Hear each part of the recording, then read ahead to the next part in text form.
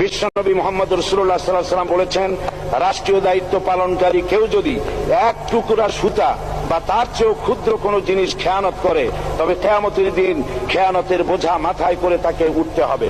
মাননীয় স্পিকার, আল্লাহ রসুল যে সরকার ব্যবস্থা প্রতিষ্ঠা করেছিলেন তা সত্যিকার অর্থে ছিল জনকল্যাণমূলক সরকার।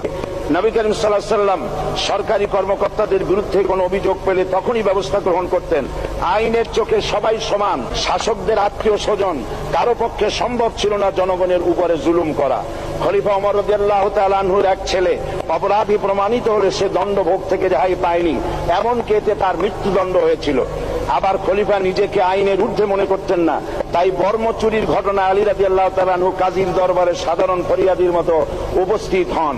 নিজের ছেলে ও চাকরের সাক্ষী যথেষ্ট না হয় কাজী খলিফার বিপক্ষে রায় দেন। এখানে বিচার বিভাগ ছিল সম্পূর্ণ স্বাধীন এবং শাসন বিভাগের